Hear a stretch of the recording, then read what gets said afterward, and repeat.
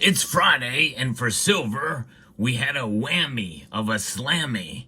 Now let's talk about silver's wild ride today as we explore.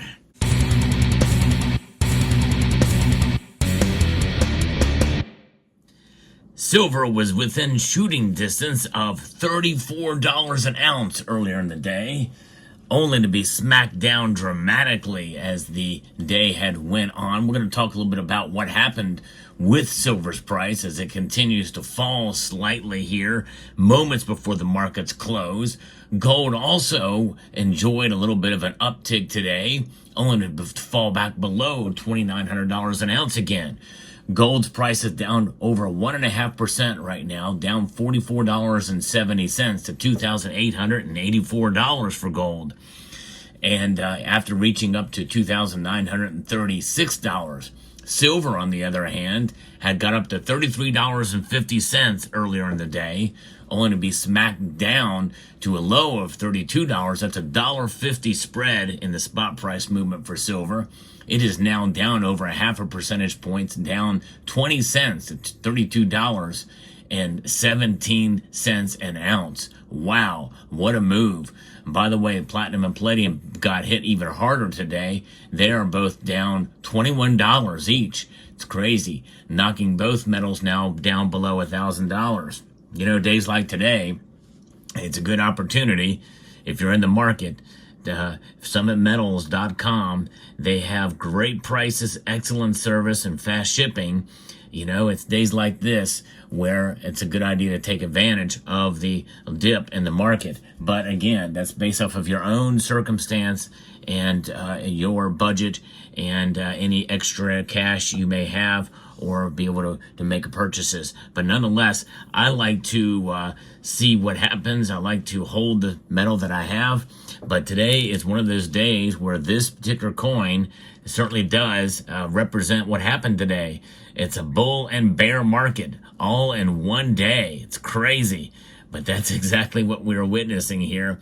You know, what I'd like to do on this channel is bring you the latest news and market analysis. You know, this is not a channel where I'm telling you, hey, you've got to go buy now. You should do it now before it's too late. I think you should look at your own budget, look at your own stack.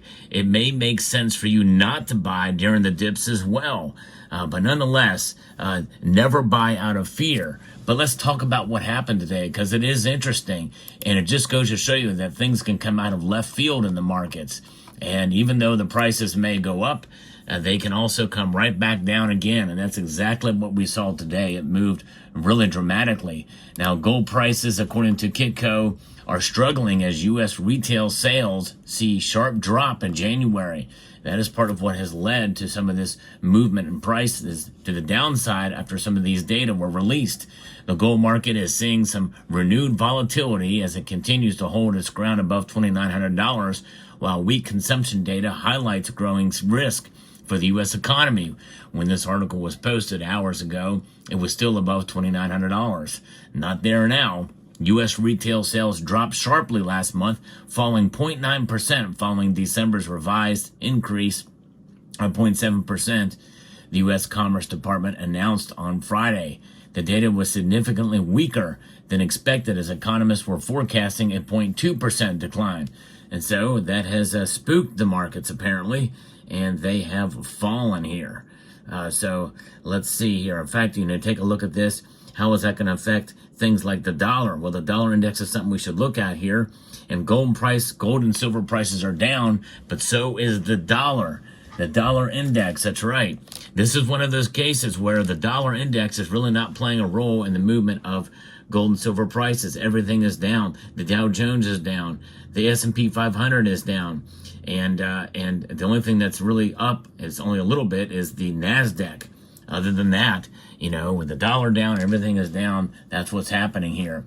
In the last 12 months, retail sales increased 4.2%, according to the report. Core sales, which excludes vehicle sales, fell 0.4% last month and also missed expectations. Economists were looking for a 0.3% increase.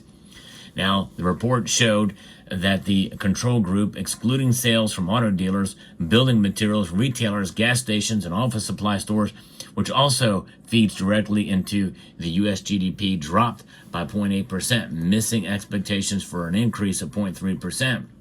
The gold market was already seeing some selling pressure ahead of the report, and profit taking picked up momentum in the initial reaction. Spot gold was, and that was what was up a little bit more than where it is now. Economists have said that the retail sales numbers do not bode well for the economy in the first quarter. And so that is having an effect on the market. You would think that would be good for gold and silver, but indeed it is not faring to be that way. And now Reuters is also talking about silver here, because silver really took a pretty big hit, a pretty massive hit with all this. After rising 21% in 2024, silver, both a precious metal and industrial metal, has gained 14% so far in 2025, supported by similar factors to gold.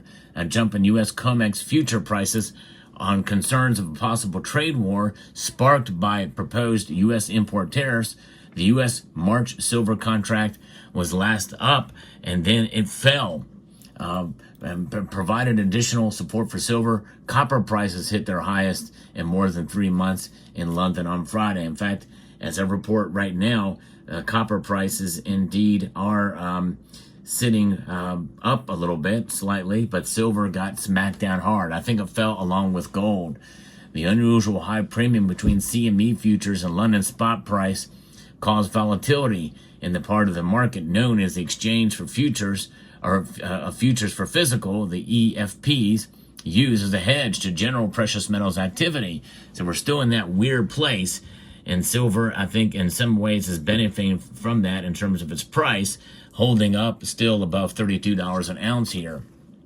CME silver stocks jumped 22% to 375.8 million ounces since November 24th, when Donald Trump pledged steep tariffs on all products from Mexico and Canada. Trump later delayed the tariffs until March. But there's some volatility here we're seeing in this market. CME gold stocks have seen a sharper growth since November as well.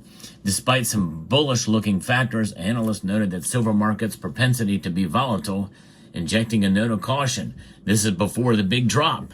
And caution, folks. It can happen, and this is what we're seeing right now.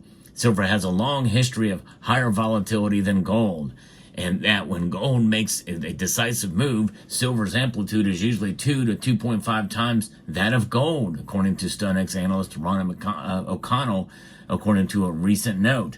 Now, prices look slightly vulnerable from the technical perspective. Last year's range was $22 to $35, unusually wide.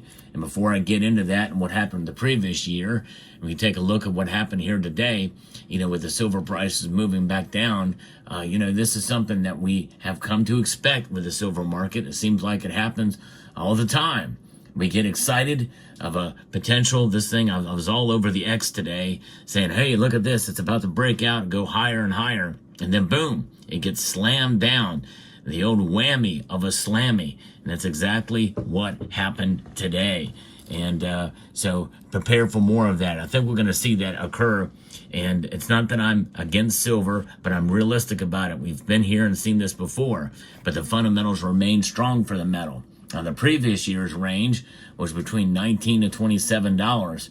And that range was made in the first handful of months, according to Taiwan, an independent metals trader.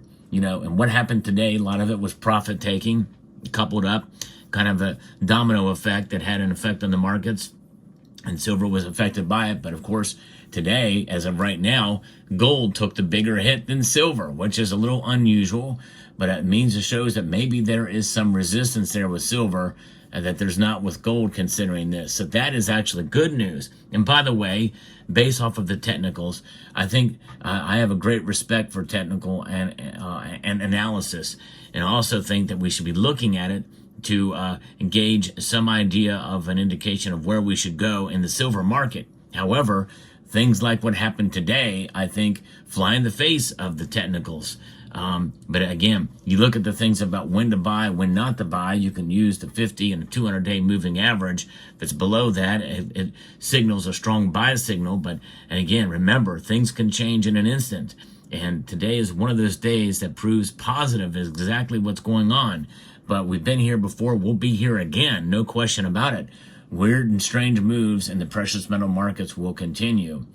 It feels disappointing because gold has made 40 historic highs in 2024 and silver, 0. That means none. That's it.